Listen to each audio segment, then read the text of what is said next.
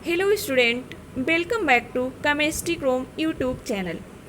Today we will discuss about the atomic and ionic radii of the alkali earth metals in the series of S block elements. The atomic and ionic radii of alkaline earth metals are smaller than alkali earth metals in the same period.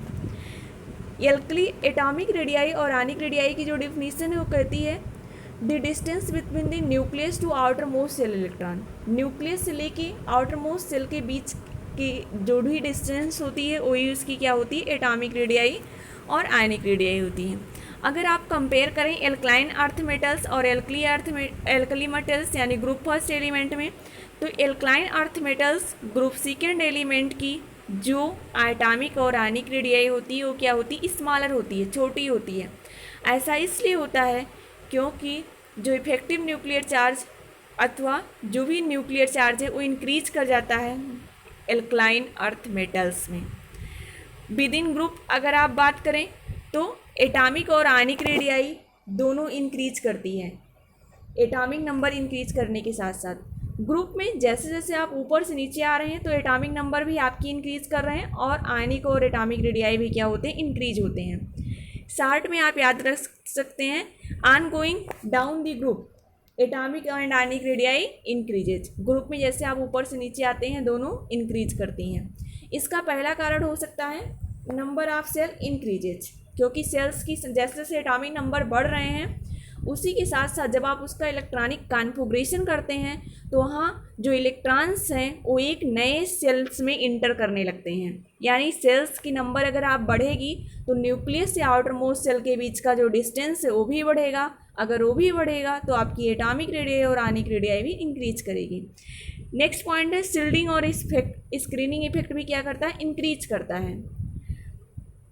अगर आपको compare करना है, कोई भी cation है कोई भी anion है, जनरली जो आयंस होते हैं उसकी साइज क्या होती है, केटायंस की छोटी हो जाती है। केटायंस का मतलब है कोई भी एटम्स है जो इलेक्ट्रॉन को क्या कर दे रहा है, रिलीज कर दे रहा है।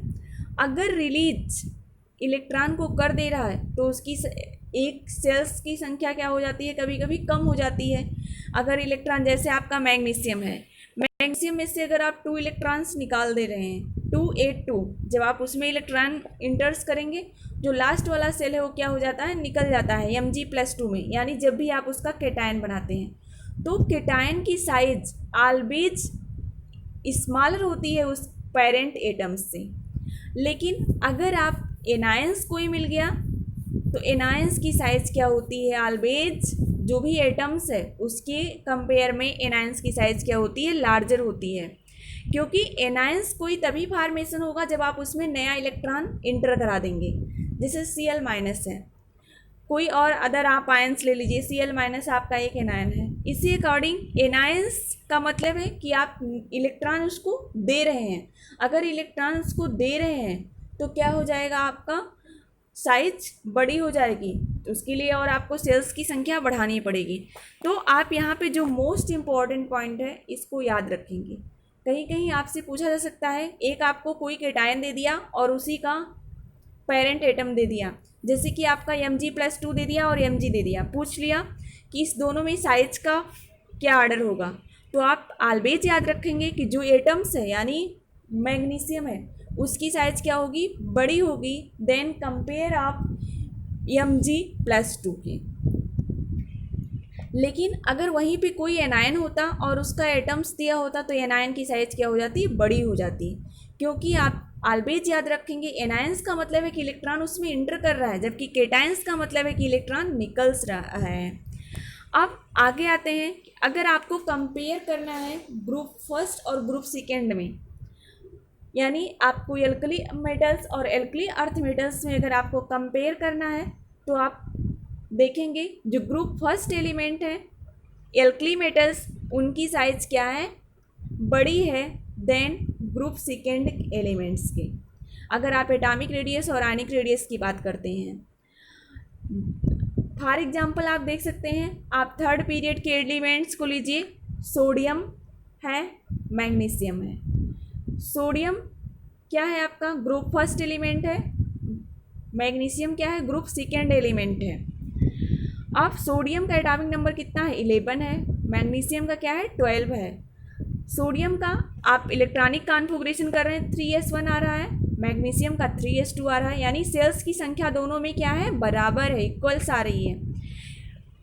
सोडियम में आपके 11 प्रोटॉन हैं, जबकि मैग्नीशियम में कितने प्रोटॉन हैं, 12 प्रोटॉन है, 12 इलेक्ट्रॉन है। सोडियम में इसी अकॉर्डिंग आप देख रहे हैं 11 प्रोटॉन है, 11 इलेक्ट्रॉन है।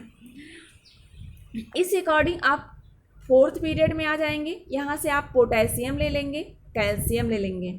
इस दोनों में अगर आप देखेंगे एटॉमिक नंबर कितना है, 19 है, कैल्शियम का 20 है। एक आपका क्या है, एल्कली अर्थ मेटल्स है, और दूसरा आपका क्या है, एल्कली मेटल्स है, यानी ग्रुप फर्स्ट है। इसमें आपके 19 प्रोटॉन है, जबकि कैल्शियम के पास कितने प्रोटॉन है, 20 प्रोटॉन है। अब आप कंपेयर कर रहे हैं कि प्रोटॉन्स की संख्या क्या हो रही है, बढ़ रही है, जैसे आप ग्रुप फर्स्ट से ग्रुप सेकेंड के आ रहे हैं। आपने बताया कि जब आपके पास प्रोटॉन्स की संख्या बढ़ जा रही है, यानी न्यूक्लियस के पास सराउंड होंगे प्रोटॉन, अगर प्रोटॉन्स की संख्या बढ़ रही है तो क्या होगा, जो अब भी आपका न्यूक्लियस होगा वो मोर पावरफुल होगा।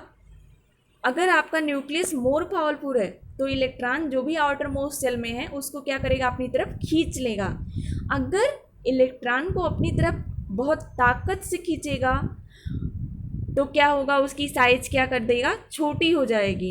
इस अकॉर्डिंग आप कह सकते हैं कि number of proton in nucleus increases. अगर न्यूक्लियस में प्रोटॉन की संख्या बढ़ रही है तो वहाँ पे effective nuclear charge, effective nuclear charge का मतलब वही है कि जो भी आपका प्रोटॉन्स की संख्या बढ़ रही है, न्यूक्लियस क्या हो जा रहा है, मोर पावरफुल हो जा रहा है, यानी इफेक्टिव न्यूक्लियर चार्ज क्या हो जा रहा है, बढ़ जा रहा है।